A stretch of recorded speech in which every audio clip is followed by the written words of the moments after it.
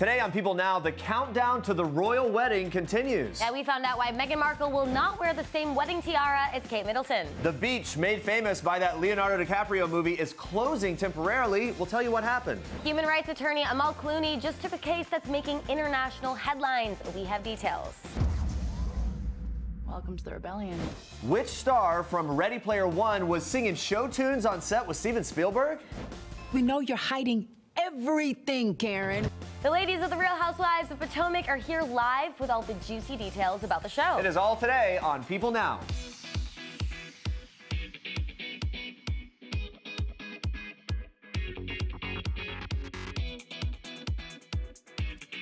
All right, here we go. Happy Friday, everyone. We made it. Woo-hoo! Yeah, we're here. Welcome to People Now. It looks like today is just what the doctor ordered. It's National Doctor Day. Yes. Can you believe it? So we equally as excited for that? I guess so. There's some excitement. I'm excited. I know you're excited. We want to mark the occasion by celebrating the doctors that give us our regular dose of entertainment, the ones on the small screen.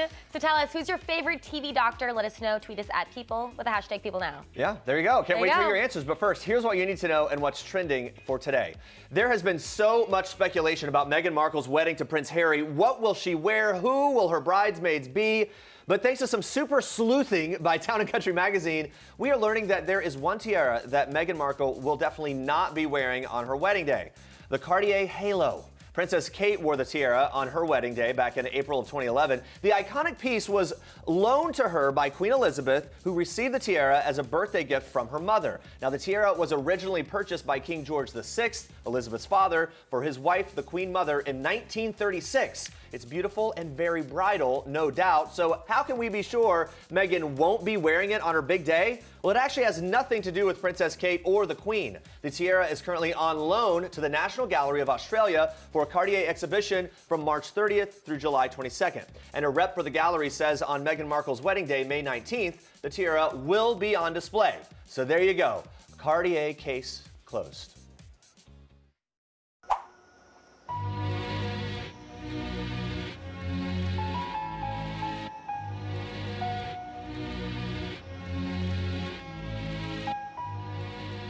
Do you remember this? A young Leo DiCaprio playing a traveler who finds paradise in the 2000 film The Beach. I feel like this movie changed my life. Now that beach in Thailand says it needs a vacation from the tourists. The country's National Parks and Wildlife Department made the decision to close Maya Bay for 4 months annually, starting in June of this year. The stunning beach has been completely overrun by nearly 4,000 daily visitors and needs a break to protect its ecosystem. The bay has been open all year round for nearly 20 years since the movie crew first stepped foot there in 1999. Now that has taken a toll on the bay's coral reefs and sea creatures. Since the movie's release, tourism to Thailand has tripled threefold from 10 million visitors to 35 million last year. I guess even the beach needs a break of its own, though, so you can get those Instagram snaps in while you can make it to that beach, folks.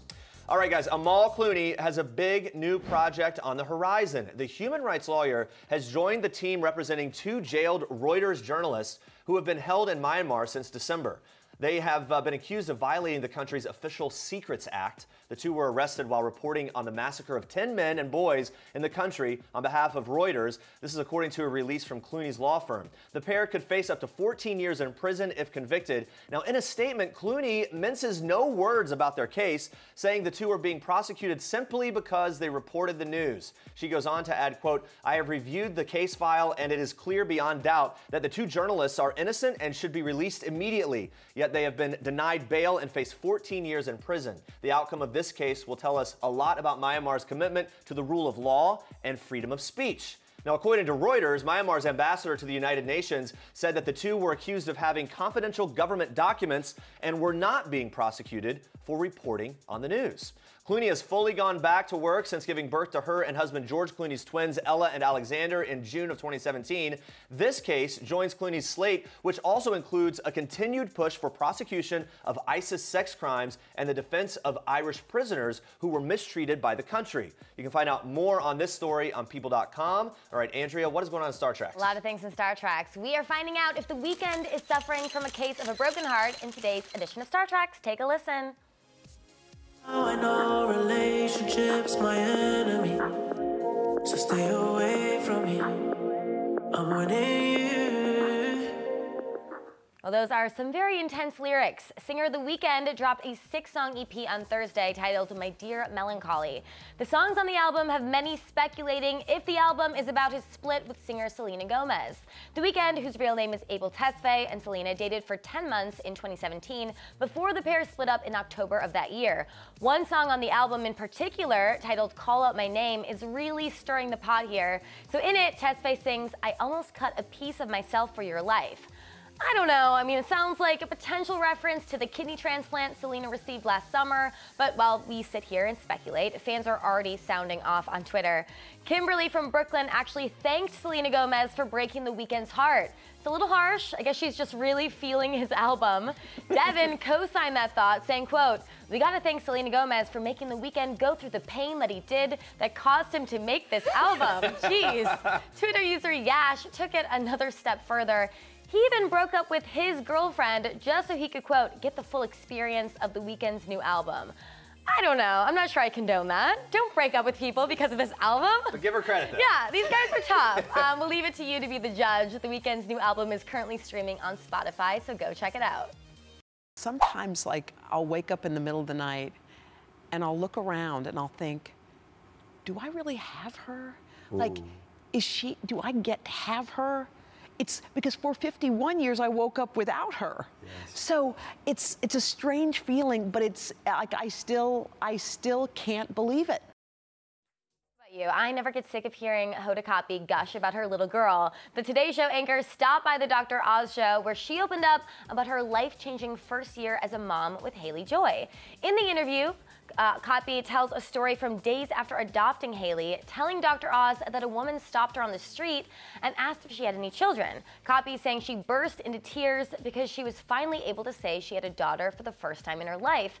Adding, quote, it was a random moment with a stranger on the street, but it was so important to say out loud something I hadn't said yet. But now she gets to scream it from the rooftops. Hoda and her boyfriend Joel Schiffman adopted Haley last February. Seems like the family couldn't be happier. And we are so happy about seeing them together, too. Absolutely. All right, guys, Kanye West is not known to smile too often, but a trip to the San Diego Zoo with his family had him grinning ear to ear on Thursday. Look at this picture. The epic snap was captured by wife Kim Kardashian West, showing Kanye holding their 2-year-old son Saint while standing outside of an attraction. The family made sure to stop and see all of the super adorable animals.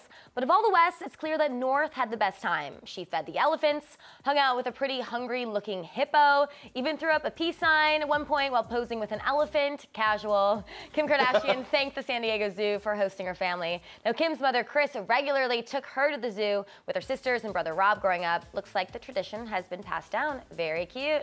And those are your Star Tracks for today. All right, guys, stay with us. The cast of Amazon's new show, The Dangerous Book for Boys, are talking just how hands-on creator Bryan Cranston was in the whole process. Plus, we've got some housewives in the house. 2 stars from the Real Housewives of Potomac are spilling the tea on their new season. We're pumped for that. Yes. First, let's check in on our question of the day. So in honor of National Doctor Day, today, we asked you guys, who's your favorite TV doctor? Christine says Doctor Who. Okay. And Elise says House. Absolutely. Another Twitter user says the one and only George Clooney. ER, oh, baby. Oh, yeah, nice. Maybe the top choice there. Well, keep the comments coming in. We'll see what else you have to say and check in with you again soon. But first, we go to this. We go to this. Andie MacDowell's new film, Love After Love, is out today. Check this out.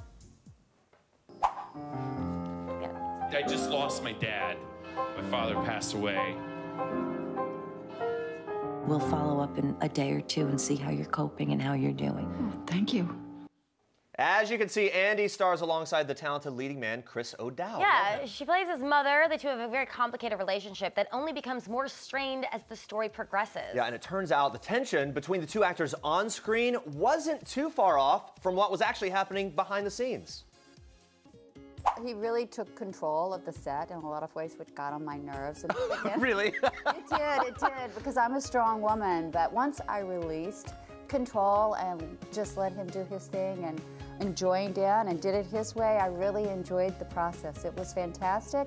I just love my kids, you know. Love my boys. What can I say? One time he made me cry. He reprimanded me. I'm not used to being reprimanded. Yes, he reprimanded me. Wow. But I think it was also, if you think about the 2 characters, they were like that with each other. They were like, who was alpha between these 2 people? And I think that dynamic was in the characters. Sure. And I think it also was happening with me and Chris. So like, is it the who's kind in of, control here? Do you just, after a day like that and an encounter like that, do you chalk it up to that's the character, it's the process, days no, work, and he bye-bye? made me Or cry. Yeah. He came and apologized, and I said to him, "That's okay, Chris. You make me better." Go-kart, corn. Wait. I was looking at this one. Wait, China. Oh, where's that? China. What's this? My dad left this book for me and my brothers. Adventurer. Ever since then, there's been weird stuff happening to me. Adventurer, come in. Dad, is that you? It's me.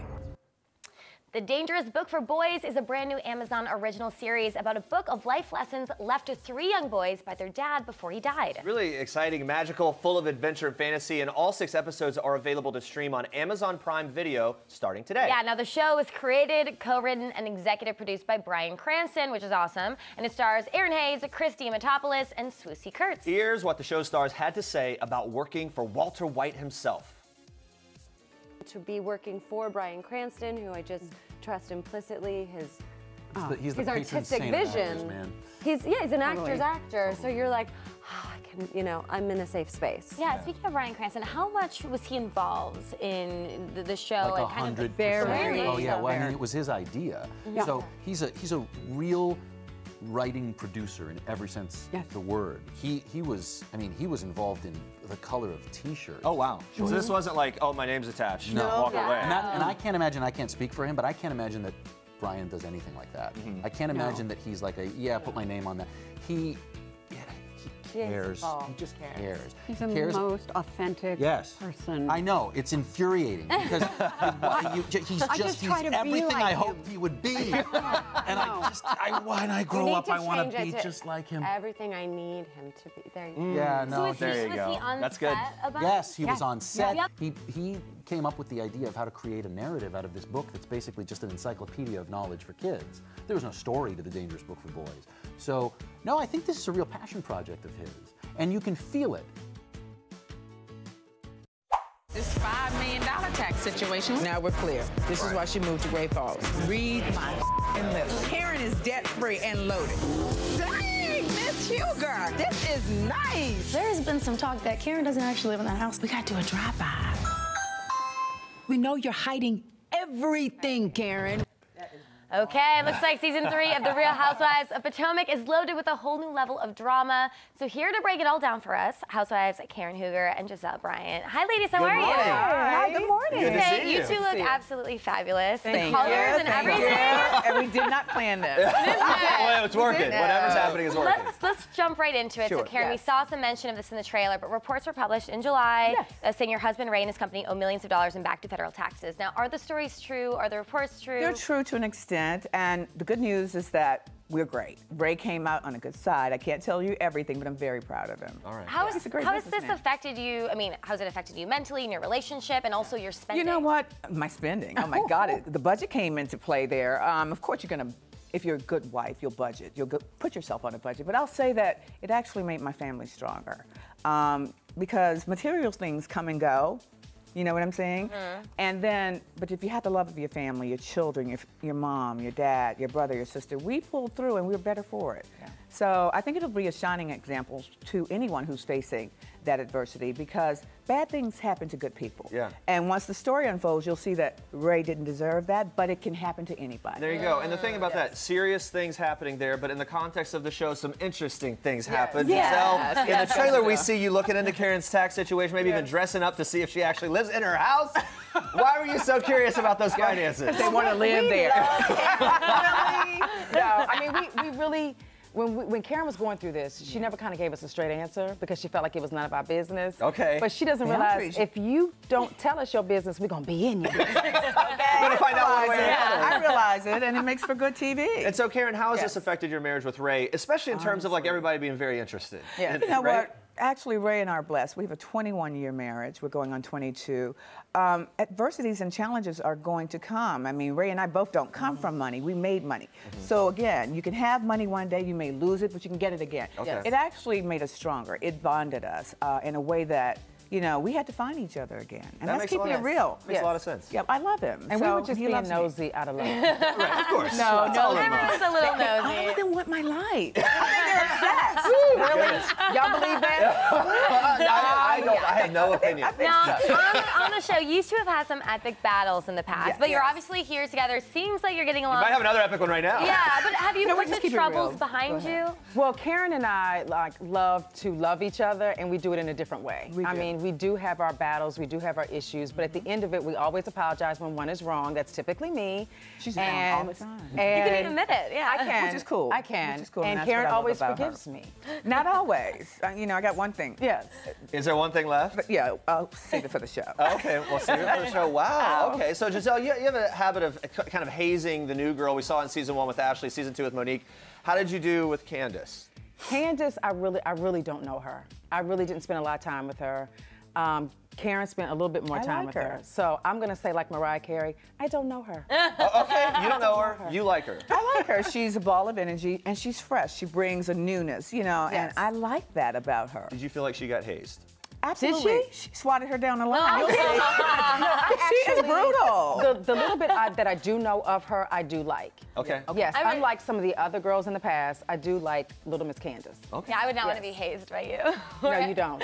I'm here to tell you. It's really not that bad. No, we saw last season, we saw you dating, but you have a hot new boyfriend, Yes. Sherman. How is that going? It's going. It's a work in progress. You know, anytime you're over 40 and you start dating, it's difficult because you're set in your ways. Right. So it's a struggle, but you know, we shall see. He's a great guy. Would you walk down the aisle again? I would. If it's the right situation. She needs to walk down the aisle. What? Really? You think so? Why do you think she needs to? Giselle is a great mom. Yeah. She's a great friend, but she needs a partner in life. Yeah. She needs a partner. We'll She's see. a little reckless without a solid partner. Okay. Karen just wants me to calm down. I do. That's all that is. I do. Just calm down a little bit. Well, ladies, it is so great to talk to you. Thank you. Thank you both for being here. And everyone, make sure to watch season 3 of Bravo's The Real Housewives of Potomac, April 1st, 10, 9 Central. Don't miss it. See all the fun. Yes. This is war for control of the future.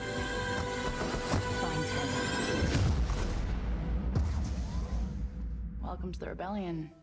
Oh my goodness, the sci-fi fantasy Ready Player One is in theaters now, getting so much buzz, and it's our Toyota PeoplePic of the day. Actress Hannah John Common stars as the character Finale Zandor. She told us she would have taken the role based on that name alone, and we totally agree. It's pretty awesome. She also talked to us about the virtual world in the movie and how the novel that inspired it is so spot on predicting technology. More importantly, though, she gave us a little glimpse of her experience on set with Steven Spielberg and his appetite for show tunes. Watch.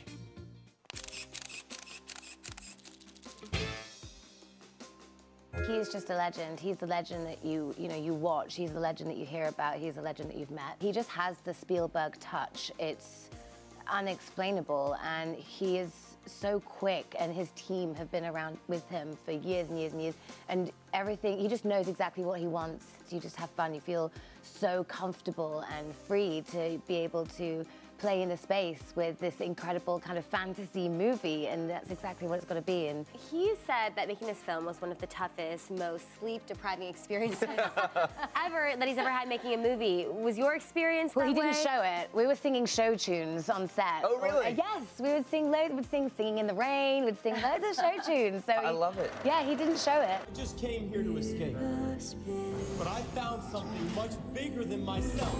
It's incredible technology anyway, and how vast it's evolving, but also I find it quite terrifying. Yeah. Honestly, I think it's just amazing how spot on Ernest Cline was with, writing this idea and this notion with this virtual world and the visors and the goggles and kind of living life, more in the oasis than you do in the real world.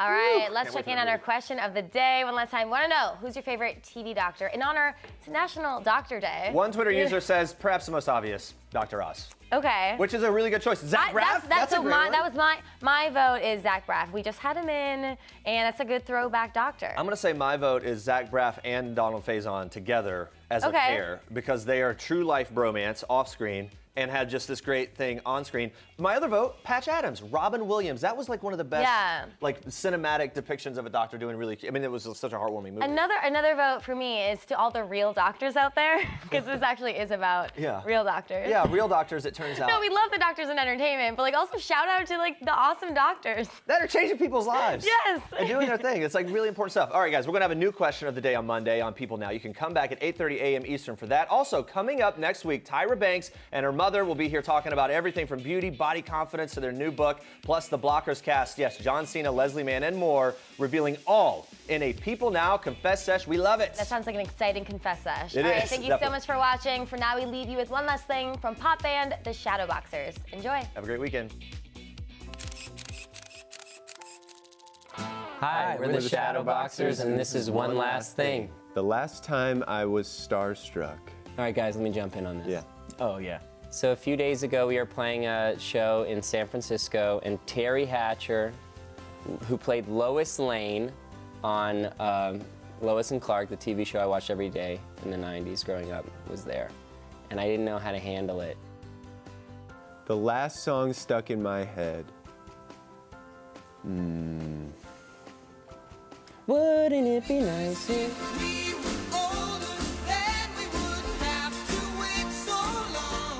The last time we made Justin Timberlake laugh. Okay, the last time we made Justin Timberlake laugh was when we left him a voice message congratulating him on the Say Something video, and we did it in Boston accents for some reason. It was like a voice memo. Bro.